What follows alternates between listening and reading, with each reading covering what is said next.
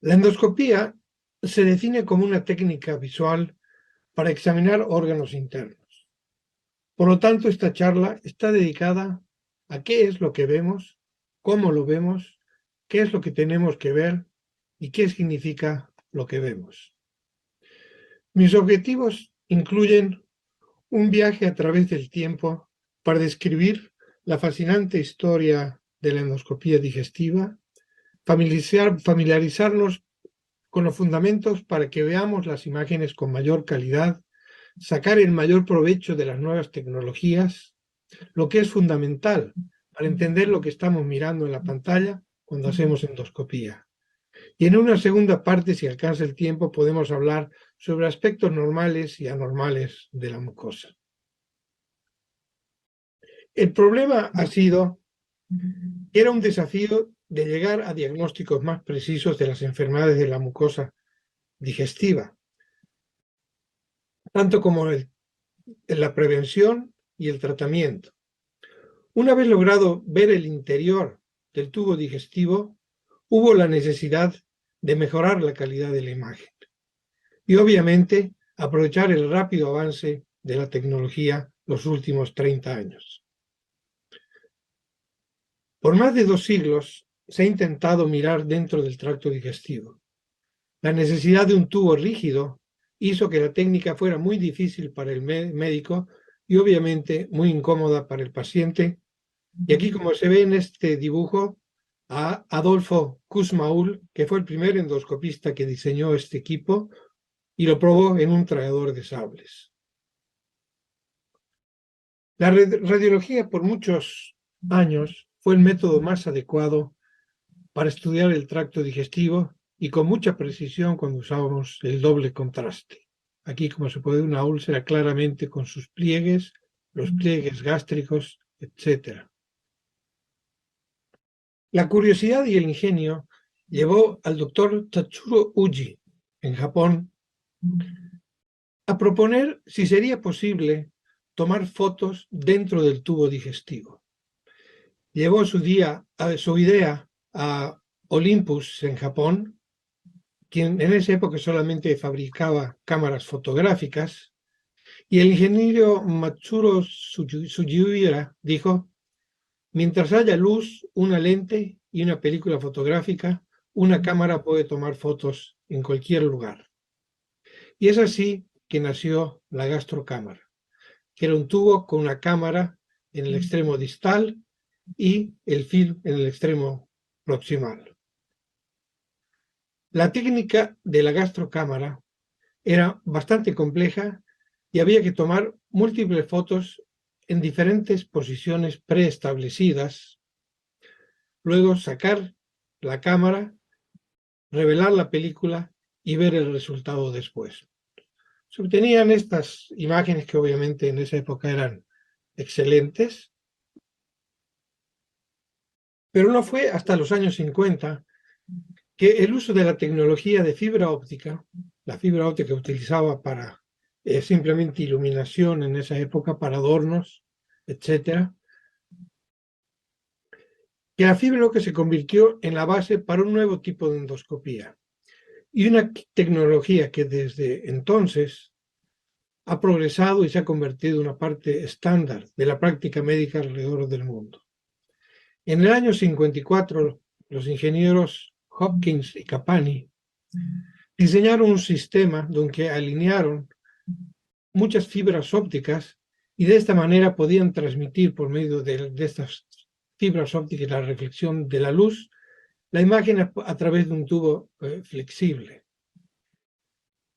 Esto le llamó la atención en este artículo en Nature al doctor sudafricano Basil Hirsovich, que vivía en Estados Unidos, en ese momento estaba haciendo su entrenamiento, y basado en esta idea diseñó un fibroscopio.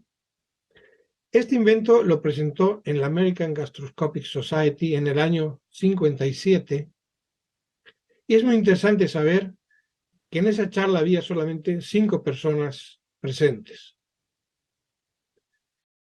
No tomó mucho tiempo para que se demostrara el valor de este invento. 2 años después se publicó en Lancet una descripción exacta del instrumento con la presentación de algunos casos y que realmente demostraba que era una técnica excelente para examen del tubo digestivo. Posteriormente se desarrollaron ya los endoscopios de fibra óptica y estos son algunos ejemplos con los que nosotros empezamos nuestro entrenamiento. Una fuente de luz incandescente, el endoscopio de fibra óptica con su visor para una persona y por lo tanto, si otras personas deseaban ver, necesitaban utilizar un dispositivo de enseñanza que se adaptaba al endoscopio. Estos son algunos ejemplos de fotografías de endoscopías de esos días, donde se puede ver las fibras ópticas, algunas, cuando empezaban a romperse y se empezaba a oscurecer o perder la calidad de la imagen. Aquí hay otro ejemplo de imágenes endoscópicas, con endoscopio Olympus, donde se podía llegar al diagnóstico, pero nunca nos imaginábamos que íbamos a llegar a la calidad que estamos viendo en estos días.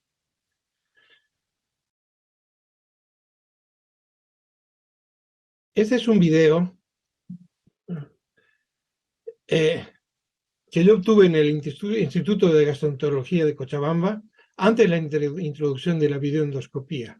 Conecté mi cámara de VHS al adaptador que vimos en la diapositiva anterior y este lo conecté a mi grabador de video. Y como se pueden observar, que en esa época ya podíamos observar en vivo algunas imágenes para poder compartir incluso en la pantalla en vivo que podíamos estar viendo en ese momento. Las imágenes no eran muy claras, evidentemente, pero eso era el método de diagnóstico por muchísimos años. En la década del 80 apareció el videoendoscopio, inicialmente desarrollado introducido por la empresa Welch Allyn, y luego obviamente muchas empresas que conocemos ahora desarrollaron los videoendoscópicos. Este era un ejemplo del videoendoscopio original, y debo decir que el primer videoendoscópico de Welch Allyn que hubo en Bolivia fue introducido por el doctor José Luis Lacerna. Los tres pilares para optimizar el examen visual en la endoscopía son el conocimiento, porque si examinamos la mucosa tenemos que saber qué es lo que buscamos y diferenciar lo normal de lo anormal. Tenemos que tener una técnica óptima para poder examinar todo la superficie que deseamos investigar, y obviamente la tecnología es fundamental para lograr visualizar con el máximo detalle las características de la mucosa. Se denominan obviamente pilares, porque si uno de ellos no funciona o falla, el objetivo de examinar la mucosa no se cumple. Una cosa es lo que vemos y otra cosa es qué es lo que hay que ver. Para saber qué es lo que hay que ver, tenemos que saber qué es lo que buscamos, y aquí a primera vista se ve un rostro. Pero si miramos con más atención, vemos que no es un rostro, sino que es un tronco con un nido de pájaros y varios pajaritos. Por lo tanto, una vez que sabemos qué es lo que queremos encontrar, podemos reconocer las imágenes cuando la vemos. Eso ya en el año 1508, Leonardo da Vinci escribía en cuanto a la pintura, de los errores que cometen los que practican sin conocimiento. Aquellos que practican arte sin conocimiento son como el marinero que se sube a un barco sin timón ni brújula y que nunca puede estar seguro a dónde está yendo. El instrumento más importante que tenemos es nuestro ojo. Pero solo con los ojos no podemos saber qué es lo que miramos. Porque si esta imagen la mostramos a un niño, este no va a saber de qué se trata. E incluso si le mostramos a un médico general, no sabrá si esto es el tubo digestivo alto o si es el colon. Por eso tenemos que tener o cargar nuestro cerebro con conocimiento a través de la experiencia, de la revisión de videos, de atlas de endoscopía, de textos y, obviamente, viendo procedimientos cuanto más sea posible. Antes del siglo XVI, la creencia era de que los colores eran una propiedad inherente de la materia. Es decir, que la materia tenía los colores y que simplemente la luz reflejaba o mostraba los colores de la materia. Recién fue en el año 1730 en que Isaac Newton descubrió que los colores no son propiedad de la materia, sino una propiedad de la luz, dependiente del grado de absorción de energía de la materia. La luz visible consta de dos componentes principales: la longitud de onda y la amplitud, que representan en sí. La longitud es el color y la amplitud representa el brillo. La luz blanca contiene todos los colores de la onda de luz visible con intensidades aproximadas desde los 380 nanómetros hasta alrededor de 740 nanómetros. El resto del espectro magnético va desde los rayos gamma, rayos X, infrarrojos y las ondas de radio. El espectro luminoso, como ustedes pueden ver, es muy pequeño, y el ser humano, eso es lo que nosotros vemos. Existen algunos animales que ven, por ejemplo, las abejas, las moscas, obtienen la visión en ultravioleta. Los perros no ven la luz roja, es que ven solo la luz verde y azul, o sea, vislumbran o ven las imágenes un poco diferentes de lo que nosotros vemos. Las ondas que no se absorben en la materia son reflejadas, y eso es lo que nosotros vemos como los colores. Lo que es absorbido se transforma en energía y en calor, y eso explica por qué cuando nosotros nos vestimos de negro y hay mucho sol sentimos más calor, o cuando estamos en el trópico es bueno usar ropas blancas, porque estas reflejan toda la luz y no absorben nada de calor o no crean energía. Esta es una pared blanca y este es el espectro luminoso a través de alguna gota de lluvia o de agua que había en la ventana. La luz blanca se proyectaba hacia esta pared blanca, y como la es blanca, refleja todos los colores en lo que nosotros conocemos como el arco iris. Como la pared no tiene pigmentos, obviamente no absorbe nada. Y nuestro ojo detecta esta gama de colores. Y lo mismo sucede, lo que sucede es en que hay algunos textos que explica claramente a una manzana.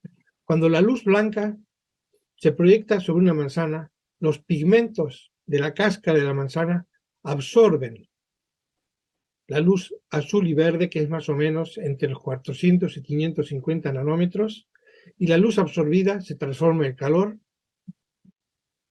y las longitudes mayores de 550 a 700 que no se absorben son reflejadas y llegan a nuestro ojo como color rojo. Si nosotros pusiéramos un filtro para que la luz azul o verde no llegara hacia la manzana, entonces veríamos la manzana de color negro. En esto vamos a volver un momento a repetir otros aspectos de esto. Que se haga la luz. Este es el frontis de la Universidad de Edimburgo, donde hice mi fellowship.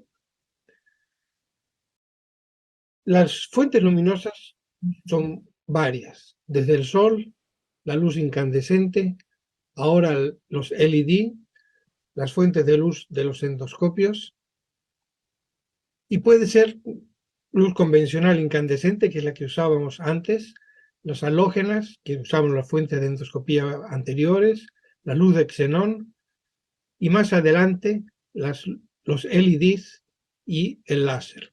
Son diferentes fuentes de luz que fueron mejorando la potencia de esta luz para poder ver con mejor detalle las imágenes. Dentro de los avances importantes para lograr el mejor reconocimiento de lo que vemos es la mayor resolución. La resolución está dada por el número de píxeles de la imagen. Un píxel, cada uno de estos cuadraditos, es la parte fundamental de las imágenes. Es la unidad más pequeña de las imágenes. Y todas sumadas forman la imagen, y por eso cuanto más píxeles tenemos, mejor calidad de imagen o mayor resolución. Aquí tenemos una imagen antigua con muy pocos píxeles, y ustedes pueden ver que cuando nosotros magnificamos se ven los píxeles, pero no podemos ver con claridad la imagen ya. A medida que se comprimen los píxeles, la calidad de la imagen aumenta. Y las pantallas que nosotros conocemos y que vemos han ido desde 640 por 480, que si multiplicamos nos da 300.000 píxeles, hasta los equipamientos más modernos que van desde aproximadamente 1 millón de píxeles, 2 millones, 1.700.000 aproximado, o 2 millones. Un píxel es la unidad o punto cuadrado más pequeño que forma una imagen en cualquier tipo de pantalla. A la izquierda observamos una baja resolución de unos 400.000 píxeles.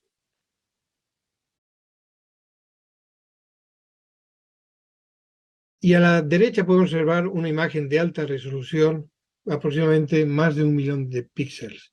Y ustedes pueden observar que la diferencia es notoria en cuanto al detalle de la imagen podemos ver.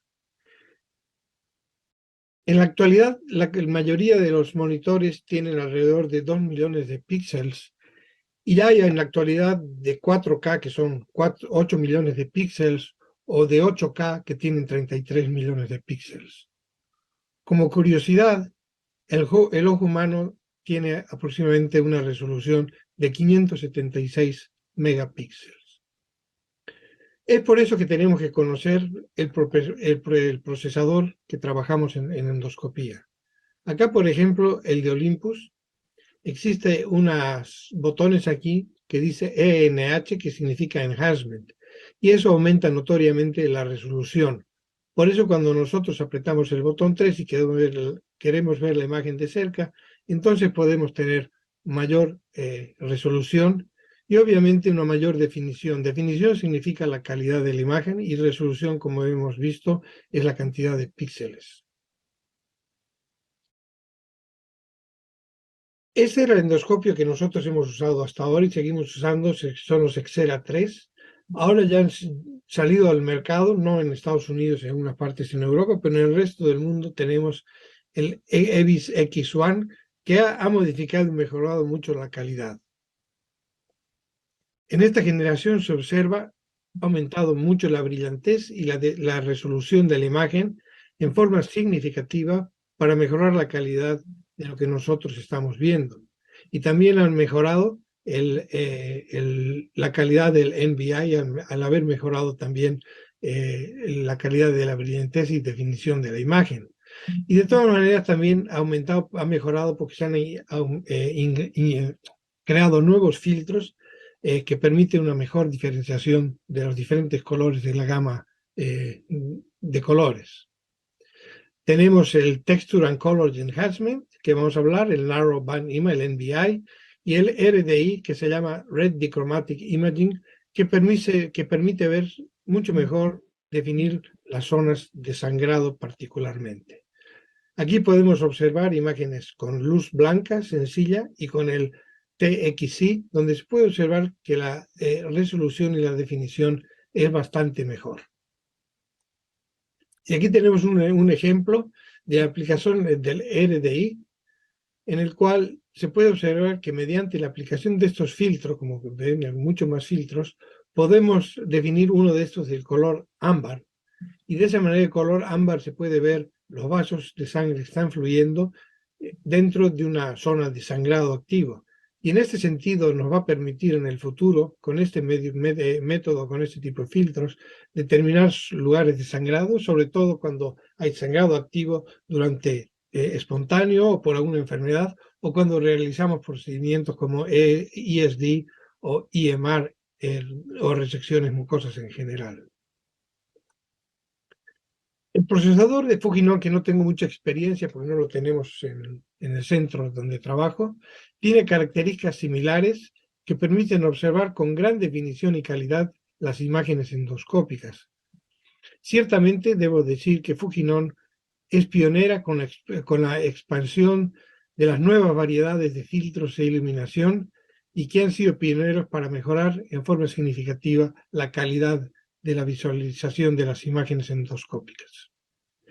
Antes del conocimiento y aplicación de los filtros, se usaba la cromoscopía química para delinear detalles de la mucosa. Utilizábamos el índigo carmín, más o menos en 0,4-0,8%, que no es absorbido por las células, por lo tanto es un colorante no vital, y al recubrir la mucosa podríamos resaltar las glándulas o pits, los pliegues, erosiones, depresiones sutiles o irregularidades de la mucosa. Parecido es el azul de metileno, al 0,1 o al 0,5%, pero este es una tinción al que se absorbe, por lo tanto es vital, y se puede delimitar también en el intestino delgado, por ejemplo, o en el colon, y luego de esperar unos 60 segundos con el azul de metileno se podría realizar el diagnóstico preciso o mejor de lesiones inflamatorias o displásticas. El cristal de violeta que se usa en algunos lugares, que es el violeta genciana, era muy útil o es muy útil para determinar las características de las glándulas y en conjunción con el índigo carmín nos permite delinear lesiones mucosas con mucho más precisión. El iodo, como ustedes saben, ha sido utilizado, la solución del Lugol al 1 o 2%, que tiñe en las zonas como del esófago, del tejido escamoso, en forma del tejido normal lo tiñe, pero cuando existen zonas neoplásticas o inflamatorias, no se tiñe y nos permite delimitar y diagnosticar lesiones con esta tinción. Volviendo al espectro luminoso de la luz blanca, su longitud dijimos que se extiende de los 380 nanómetros hasta los 740 aproximadamente. Los colores que observamos son los que absorben, los que no son absorbidos por la materia y son reflejados. Cuando la luz blanca se proyecta sobre la manzana, estos pigmentos hemos dicho que los pigmentos de la manzana absorben las longitudes, solo la verde y el azul de los 400 a 550 nanómetros, y no así los pigmentos rojos de los 550 a 700. Y esto es importante para comparar lo que sucede con el NBI. El NBI, Narrow Band Imaging, que son las imágenes en sí de banda angosta en español, se basa en la propiedad de penetración de la luz. Las longitudes de onda más pequeñas o más cortas penetran solo en forma superficial. Y las ondas más largas van profundamente. El NBI utiliza los filtros azul y verde para modificar la endoscopía con luz blanca. El filtro de la luz azul de 400 o 430 nanómetros resalta los capilares de la mucosa superficial a través de la absorción máxima de la hemoglobina. Mientras que el filtro de luz verde, que es de 525 a 555 más o menos nanómetros, penetra más profundamente y nos da como resultado mayor claridad para observar los vasos más profundos. Esto da como resultado una mayor claridad de las estructuras de la superficie de la mucosa, con el mayor contraste entre la mucosa y los vasos sanguíneos que aparecen de color marrón o negro. La luz roja no es visible y por lo tanto el scattering disminuye. Esa es la mucosa normal y esta es con NBI. Este es el doctor Gono quien desarrolló el NBI.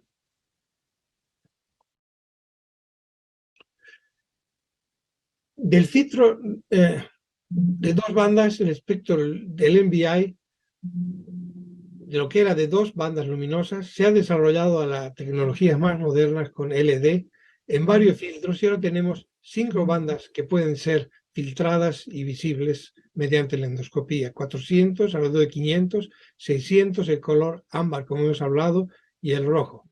Y esto tiene muchas ventajas, podemos jugar, digamos, y determinar diferentes cambios en la mucosa.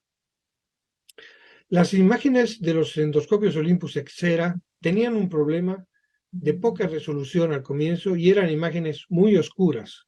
Originalmente así, bueno, fueron mejorando poco, pero siempre le faltaba la brillantez y siguió siendo un problema para las siguientes generaciones, hasta las generaciones modernas, donde recién se pudo solucionar el problema de la brillantez de la imagen y mejorar lo que nosotros estamos viendo.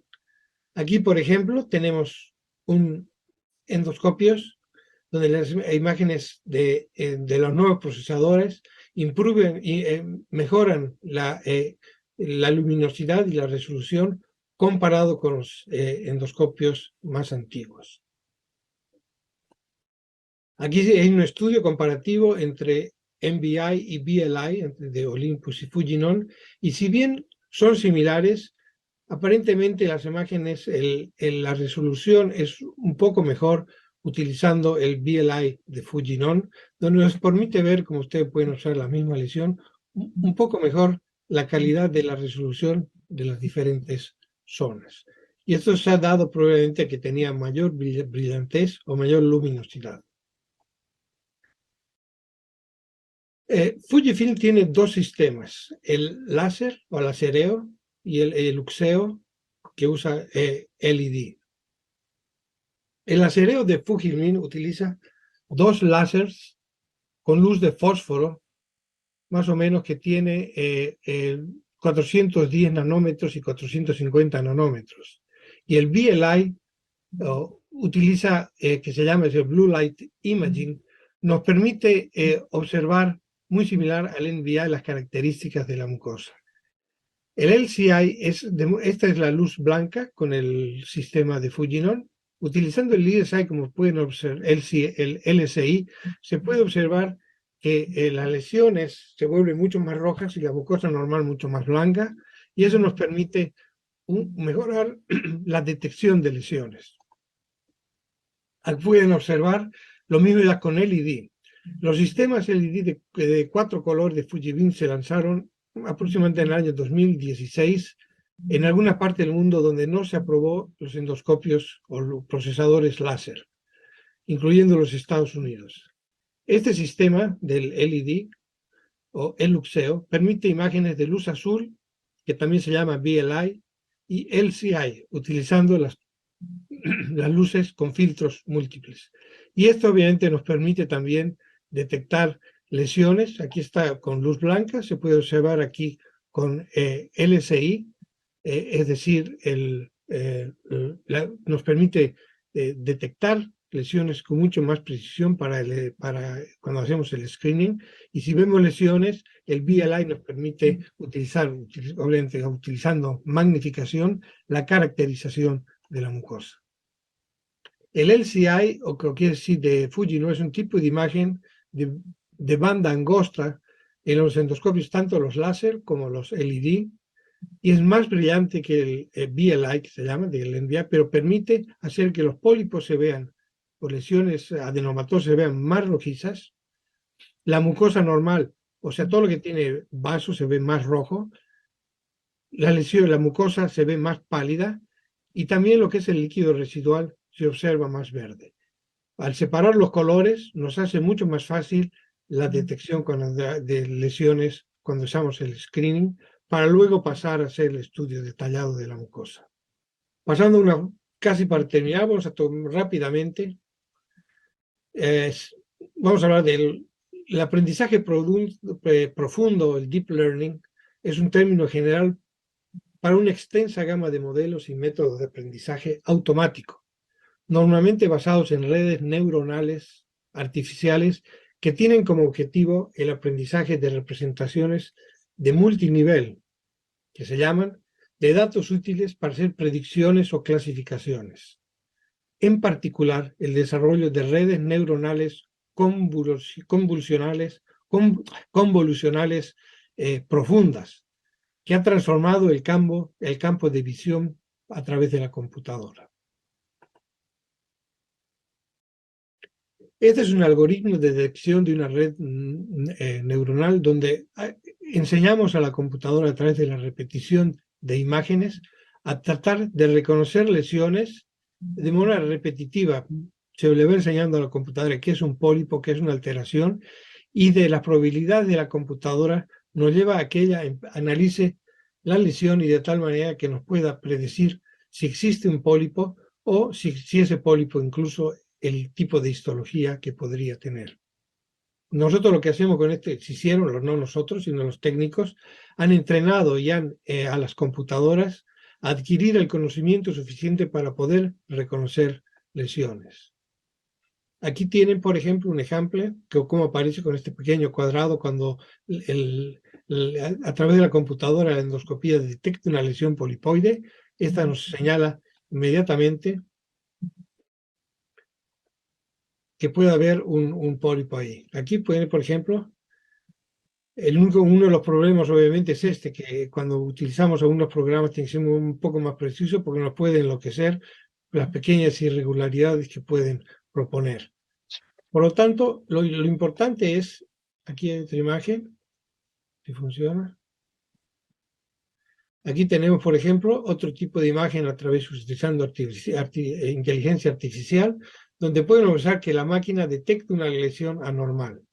La máquina lo que nos va a ayudar es a detectar y a quizás ayudarnos en el diagnóstico. Pero es muy importante la intervención humana porque sin ella nosotros no vamos a poder quizás saber realmente de qué se trata. Somos nosotros que damos la palabra final. Aquí tenemos otra, utilizando el sistema de AI por GI, donde se puede observar que a medida que avanzamos, la computadora detecta una lesión polipoide y es el modo de detección. Y en el momento que nosotros queremos saber qué tipo de lesión es, obviamente nosotros tenemos que saber, pero en el momento que aplicamos el botón en NBI en Olympus, inmediatamente se vuelve en diagnóstico, biopsia mode, y por lo tanto la máquina nos avisa qué tipo de lesión probablemente sea. En este caso, ustedes pueden observar detección y NICE Classification nos dice probablemente se trate de una lesión tipo 2. Aquí hay otro ejemplo. Este ya lo hemos visto, disculpe. Y aquí tenemos algunos ejemplos de fotografías donde la captura y utilizando el NBI nos permite determinar o por lo menos ayudarnos a qué tipo de lesión podría ser y nosotros tenemos que determinar si realmente se trata de una lesión de ese tipo o no. Los sistemas de Fujinon ya han desarrollado que se llama el CAD-EYE, que es muy interesante y es muy parecido y es muy útil, porque hace el mismo tipo de búsqueda y nos avisa mediante una pequeña imagen en el costado de la pantalla si es probablemente una lesión no neoplástica color amarillo o si es neoplástica neoplástica si es color amarillo o no neoplástica o benigna si es color verde. Y nosotros nos aproximamos y podemos dar la palabra final al respecto. Eso es más o menos lo que quería hablar. Tenía más que hablar, teníamos problemas como decía, voy a poner la cámara nuevamente. ¿Dónde es mi cámara?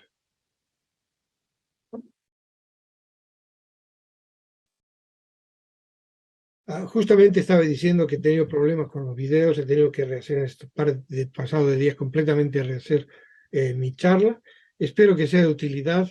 La segunda parte de la charla ya analiza, que no la puedo dar ahora, está casi lista, que analiza la investigación, la descripción de las lesiones tanto gástricas, esofágicas como de colon, que podemos tener alguna oportunidad en el futuro para discutir al respecto. Sin más, y por el momento quiero saludarlos a todos desde Filadelfia. Un abrazo a todos ustedes y les agradezco nuevamente por la oportunidad de dejarme participar en este evento.